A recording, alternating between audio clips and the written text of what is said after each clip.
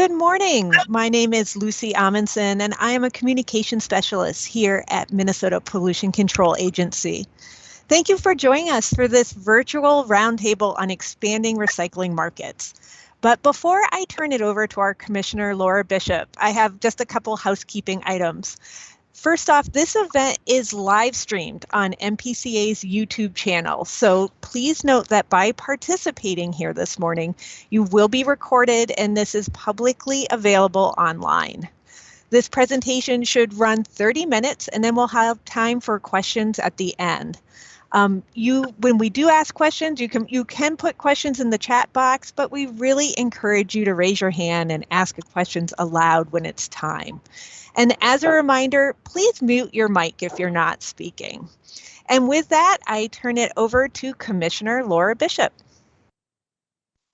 Well, great. Thank you so much, Lucy. And thank you so much, everybody, for joining us here today. We're really excited about this. I want to thank all the attendees, presenters.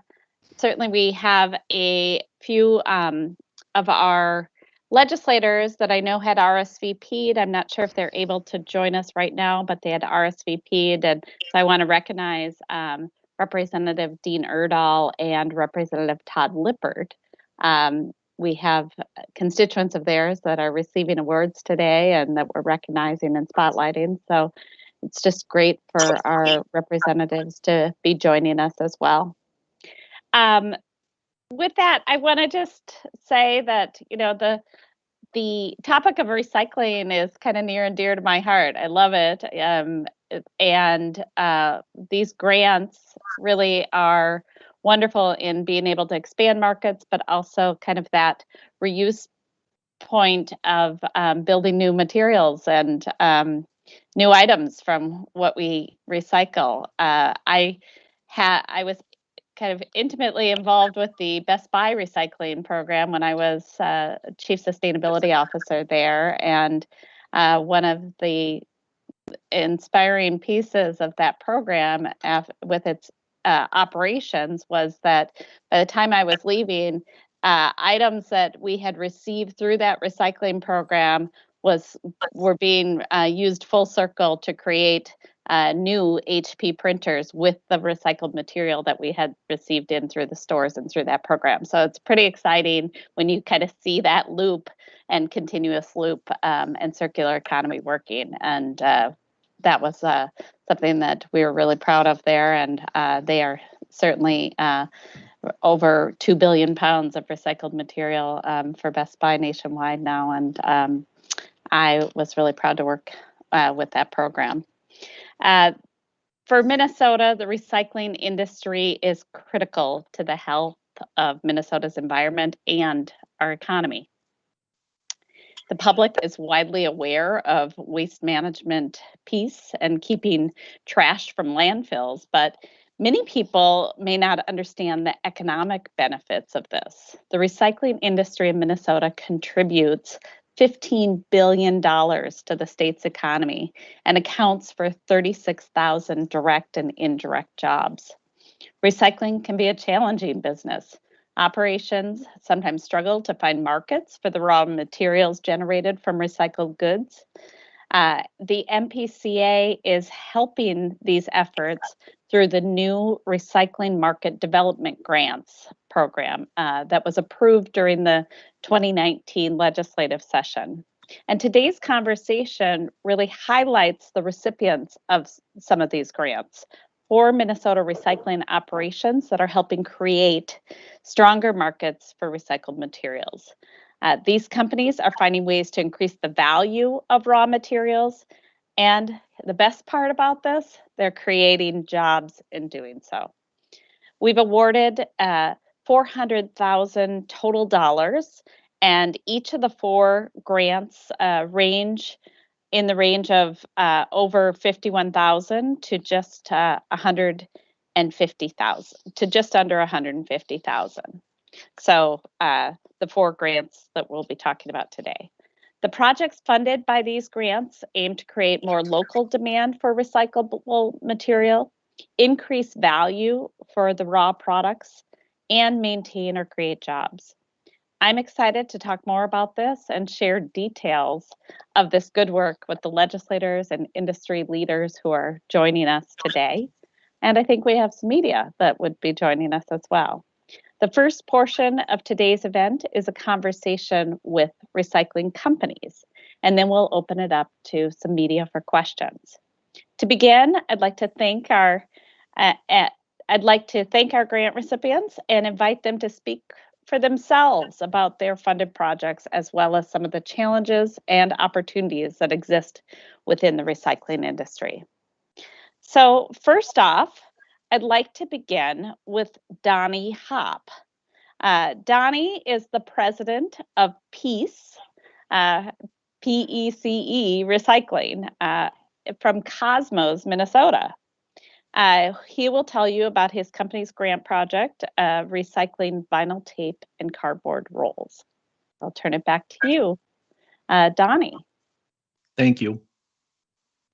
What I do is thank you for the grant. I appreciate it. I'm working with special needs people in my business to they disassemble my tape. I work with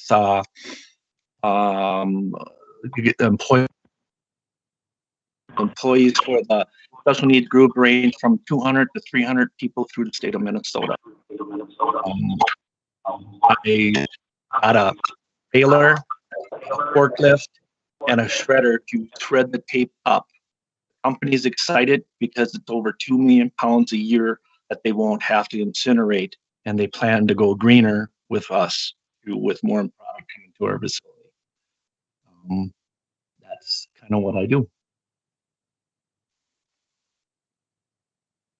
Terrific, and we can see some of the slides with the pictures right there from the vinyl rolls and the tape and how your operation I'm not seeing them, works. sorry. Yep. Oh, there we go.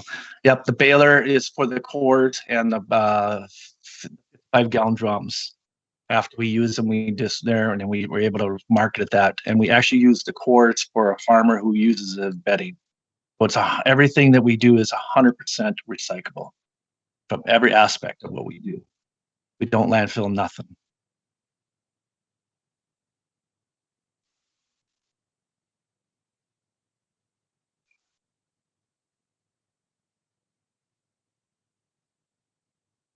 Terrific.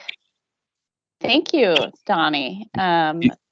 Anything else? We'll move on to our next awardee. Yep, go ahead. Great. Okay, great. Thank you.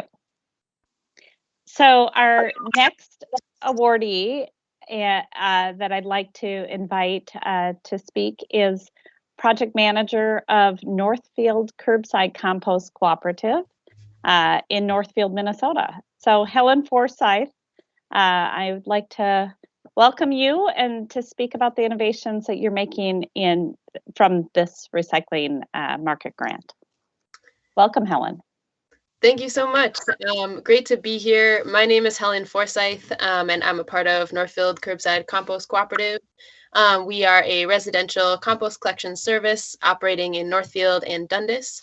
We're a worker cooperative made up of 5 worker owners, and we have a number of goals over the next couple of years that the MPCA is supporting us to work on through this grant. So one is to start a processing site where we can take the organic materials, the food scraps and such that we collect through our collection service and break those down into compost. And so here we have a couple of images just to give people a sense of what that looks like. Another goal of ours is to expand our subscriber base through marketing and community education. And so here in our slides, we have an image from one of the pamphlets that we've been working on. We've had to get a little bit creative about how to do community education during COVID, but the scope of this grant is several years. So we look forward to the ways that we can get out there and be educating the community about why compost matters. So, yep, that's a little bit about our project, and totally grateful to be here at this table and receive this really great support from the Minnesota Pollution Control Agency.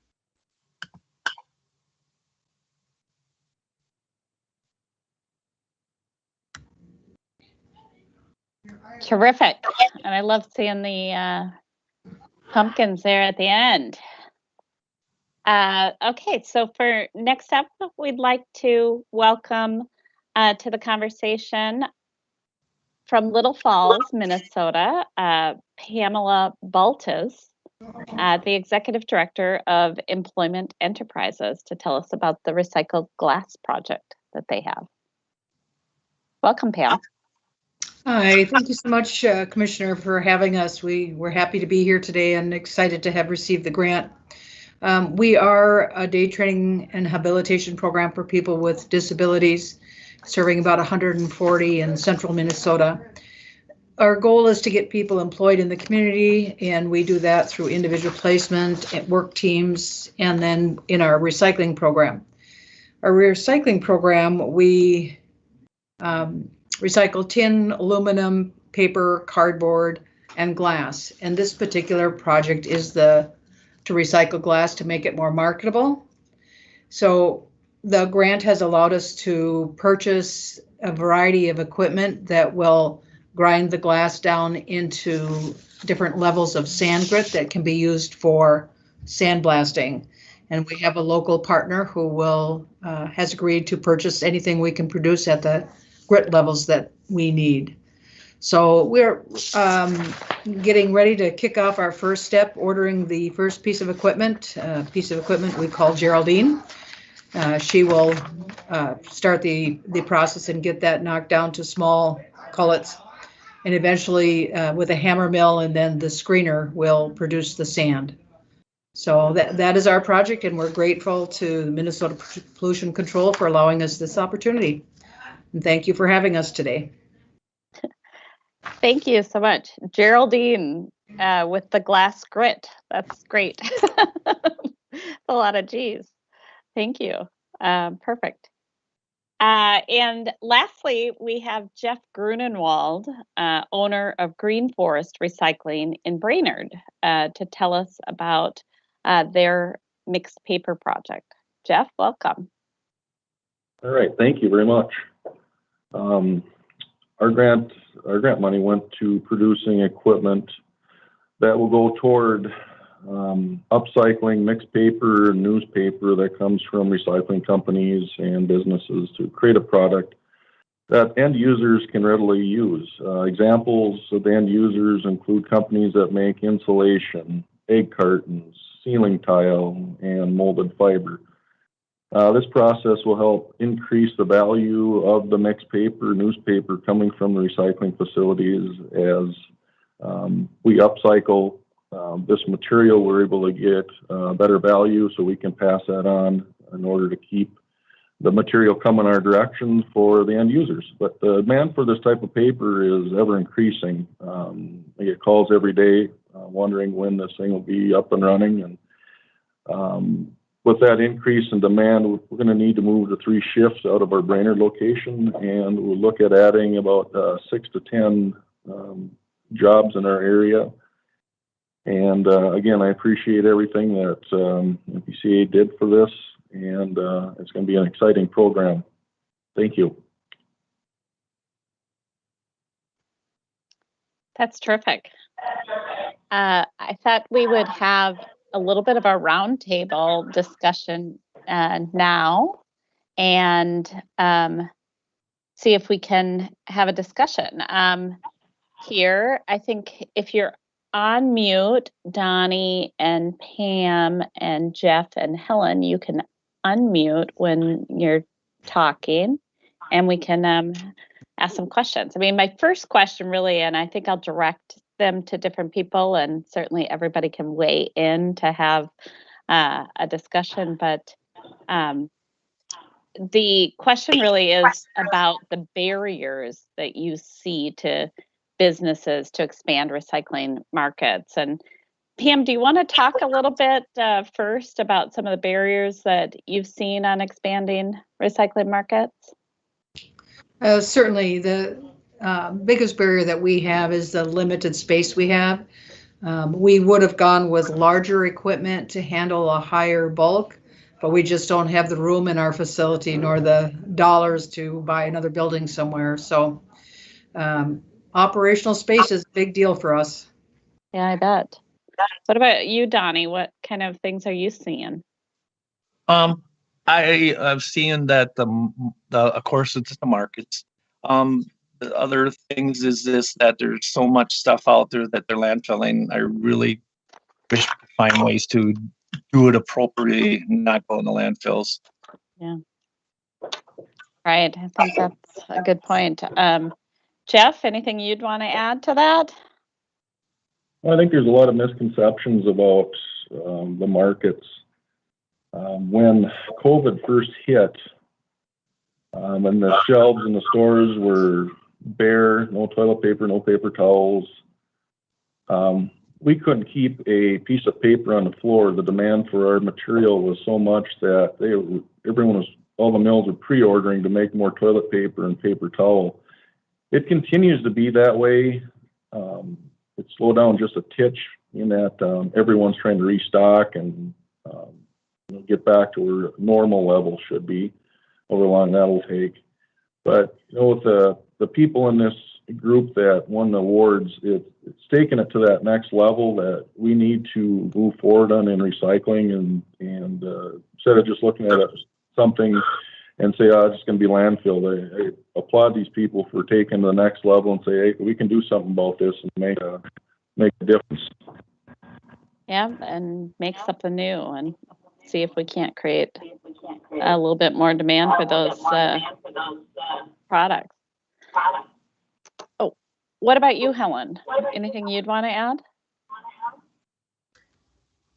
Yeah, I think for us, kind of similar, but on the compost side of things, just having a market for the compost product.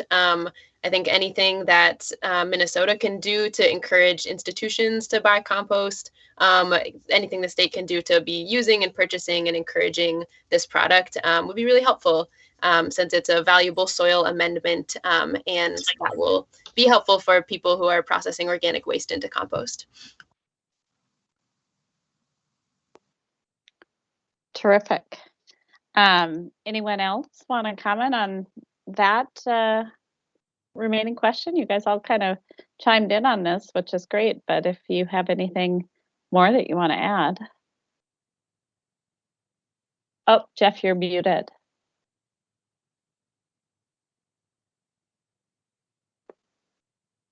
Okay, there you are.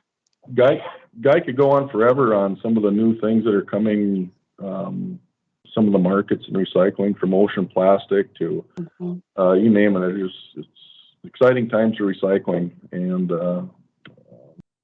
just kind of, as I say, with the projects, it's very much looking forward to it. Yeah.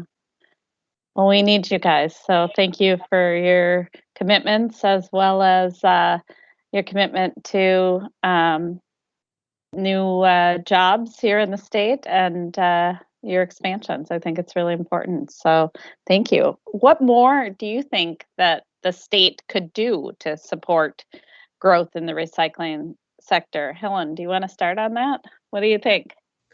Sure. I think I jumped the gun a little bit on my previous answer. You're good.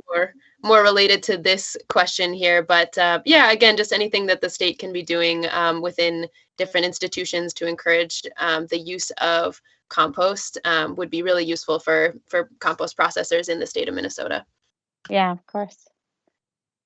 That's great. And getting people to do that organics recycling, I think is really important. We see more and more households wanting to do it, and more cities that are helping to spur those projects, I think, at that local level too. But definitely important. What about Pam? Do you have anything that you'd want to add on this with supporting growth? Yes, certainly. We would like to see the state, MnDOT in particularly, using some of the sand pebbles that come out that could be mixed with gravel for on the side of the roads or wherever landfill is needed. We've talked with the local landfill folks here at the county level about using it for on top of the landfill as they layer it. So getting the state and local governments to use this byproduct would be extremely helpful. Terrific. Terrific. What about anyone else want to chime in on this one? Jeff or This is Donnie? Representative Dean Erdahl. Representative Erdahl, so glad that you joined. Really pleased to have you here. Please weigh in. I'm sorry I'm a little late, but been a busy morning so far here. But certainly this is important. I've had the opportunity to tour various recycling areas in my district and out. Hutchinson had a big facility. I've been in Cosmos with Mr. Hopp and had a tour there. But on the Capital Investment Committee, we look at projects all over the state and done some funding of those, recognizing the great need and importance of these facilities. And I'm sure we'll be continuing to look at those in the next bonding cycle as well. But do appreciate the work that not just cities but private individuals are doing as well to promote this, because it's definitely needed. Of course. Thank you, Representative Erdahl. Appreciate that. Anyone else want to weigh in here? Jeff, I thought you were going to chime in there. And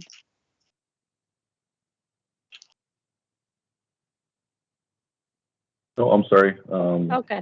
I think the state does a pretty good job with identifying challenges. Wayne and his group, seems like I get a call from Wayne once or twice a month just to discuss some of the challenges out there. So I think they, I don't know what I'm trying to say here, but they tackle it as soon as they find some issues. So I enjoy those conversations, because in those times that you think, well, you have it figured out, well, here's a new challenge. So as I say, I think the state does a pretty good job identifying issues and trying to help. Well, great. Just ask you guys kind of like, what was it that got your attention on this grant, and how would your operation have been able to, would you have been able to handle these types of investments? I mean, really looking at kind of the money that you're receiving that is really going toward your businesses, and what are you seeing, and how do you think this is helpful? Helen or Pam? Sure, I can hop in here. For us, this is really expediting when we can be thinking about setting up a processing site. It's a huge investment financially and in a lot of other ways to be creating a organics recycling facility. And so this grant is really making it possible for us to consider that a lot sooner. And just want to highlight that that's an important thing in Minnesota. We don't have quite as much organics processing happening as we should, considering the growing demand for collection of organic materials. So yeah, this grant is totally making it a lot more possible for us to do that than it would otherwise be. Terrific. We have a few more minutes. Anyone else want to comment on that? I can chime in on that. This is Pam. We are a private nonprofit, and it's been a long year with COVID. This grant has been one of the lights in our year in terms of something fun and positive that's happened. So we're pretty grateful for the opportunity. It would have been difficult for us to come up with dollars outside of our program services to do this kind of an expansion. And we have been trying for years to come up with a way to make recycling all of our stuff more marketable. And right now, we get rid of our glass for $15 a ton, and the sandblast will go for $200 a ton. So it'll be quite a difference for us. We really appreciate it. Great. That's terrific news, and terrific to hear how this is really helping in those ways, and especially during this time of COVID, where I think, economics are tough for so many, but we have seen this growth of trash and recycling and pressures that we've seen kind of on your industries as well. So we really appreciate all you're doing. Anyone else want to weigh in on this point? This point? Oh, Donnie, you're on mute. Let's see if we can unmute you. Oh, Am I there? Yep, you are. Sorry. Yeah. Yes, I would. I don't know if I would have been able to do the project as fast as I'm doing it now. We actually are working on our program.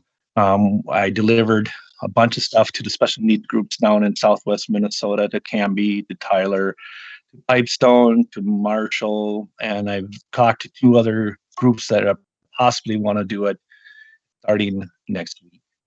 The one in Tracy hasn't had work for 3 years. They just play cards and watch movies. And so they were very excited about the job to be more hands-on, be accountable, be respected. And that's what I wanted to do. So it's been working out great now. Wow, that's really wonderful. Good. I'm glad to see that and bringing so many opportunities to people that want them and need them right now too. Thanks. Well, terrific. Jeff, were you trying to weigh in? You're on mute.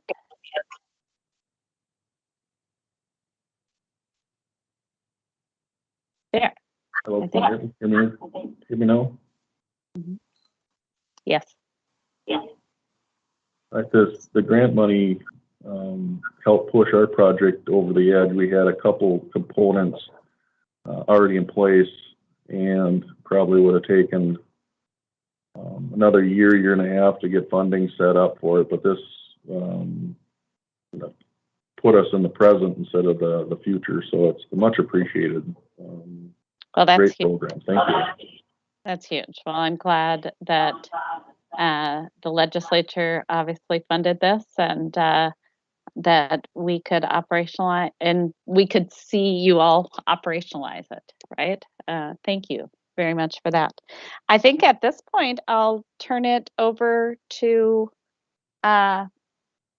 Lucy Amundsen, unless I think the closing remarks on this maybe is, really that this is such a inspirational conversation. All of you have been really are rock stars, and I say that kind of, it's a funny term, but it's real cool, like to see that what you're giving back to Minnesota, and really building these programs that you are, and building your operations. So I appreciate it. MPCA is going to be awarding a second round of these grants soon.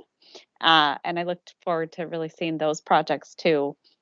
Together, we are helping to drive higher values for recycling materials, as well as creating jobs and opportunities for so many Minnesotans. It's really a win-win for both the environment and the economy. So with that, I just want to say thank you to our presenters and all of our guests, and I'll turn it over to you, Lucy.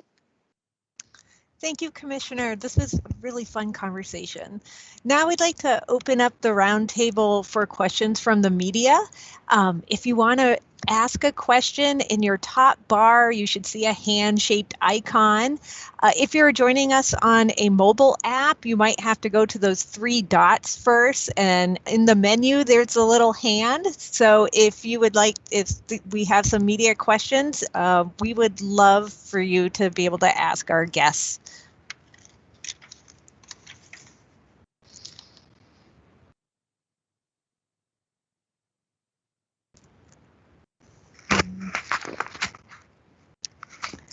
I'll see if anyone put anything into chat.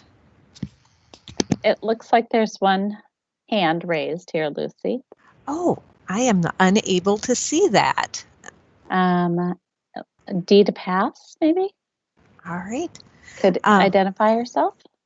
Yeah. Can you all hear me? We can. Oh, good. Okay. Thanks. Yeah, I'm Dee DePass with the Star Tribune. I cover business and now I cover commercial real estate. But I dealt with Wayne Jurdy for years, and I did not get to do my annual coverage of the recycling exhibit at the state fair this year or last year. So this is making up for lost ground. I guess I have a question for your panelists about job creation and revenues. And if you might take a few minutes and talk about how these grants will parlay into the number of people you could hire, and is this something that will generate, revenues or profits? And any specifics would help. And I'll put myself on mute. So thanks so much. Appreciate being able to sit in on this.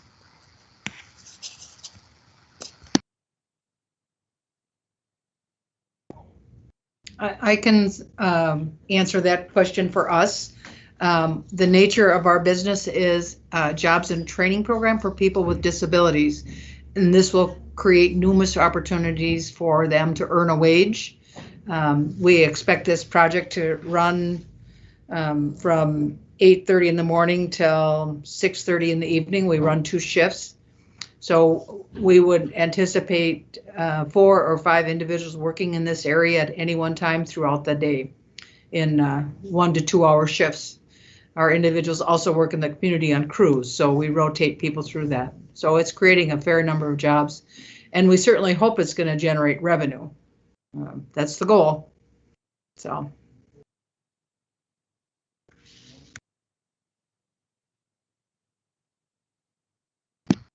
I think with our situation in Brainerd, with the demand of the paper that it's going to create, going to go from 1 sorting shift currently up to 3, and looking at adding 6 to 10 additional people, not only just operators, but mechanical engineers that can handle some of the new technology that we'll be bringing in. So exciting times, recycling right now.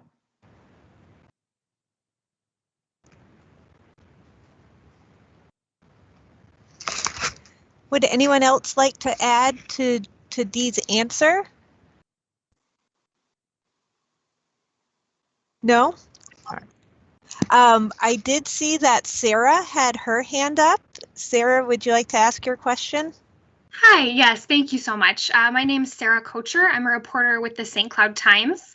My question is for Commissioner Bishop, maybe also for Donnie Hopp to weigh into.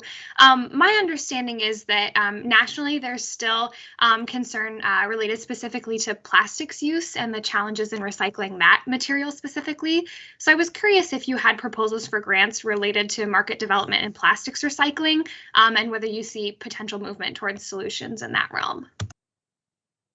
Great. Well, I will say, we have another round of grants that will be coming out. So that is something that's been evaluated. I think our program managers can talk about what they see maybe coming in for these grants. But I'll turn it over to Donnie if he wants to comment on that, given his business and expertise.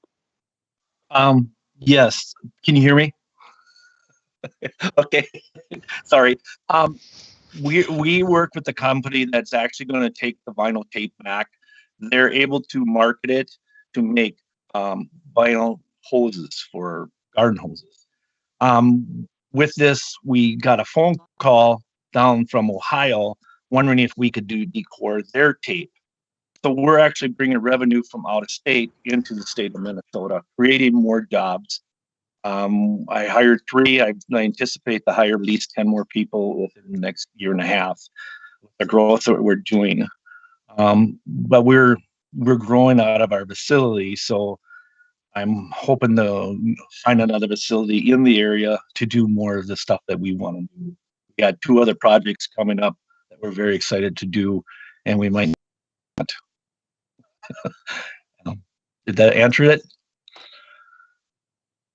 Anyone else in this group want to talk about it or have experience with plastic, or someone from MPCA might want to weigh in just to talk about what they're seeing come in? Jennifer? Thanks. Hi. Hi, I'm Jennifer. I'm in the Markets Direct Development team. that has closed, and the priority there is to include PET plastics, so number one, plastic film. So we're hoping to prioritize those two materials and potentially fund them to support developing that work in Minnesota. Terrific. Thanks, Jennifer. I think with plastic recycling, a lot of companies are looking toward that, finding solutions. Obviously, people have heard about the ocean waste plastic, but at our St. Cloud facility, we sort a lot of plastic film from large companies, and a lot of that material goes and gets created into bags for garbage bags and trucks, decking, and everything like that. So I think there's a lot of people are starting to understand that some of the issues that we've had with plastic is coming to light, especially with all the green movement moving in the direction that is very favorable. So I think it's starting to get some attention. Does it need more? Yes, but it's going the right way. I can tell you from a consumer standpoint that I love my my chairs that I have in my yard that are made from recycled milk jugs, and I've got a pair of shoes made from recycled plastic as well. So there are markets out there for this. It's getting the right people to continue to develop them. Do we have any other questions today?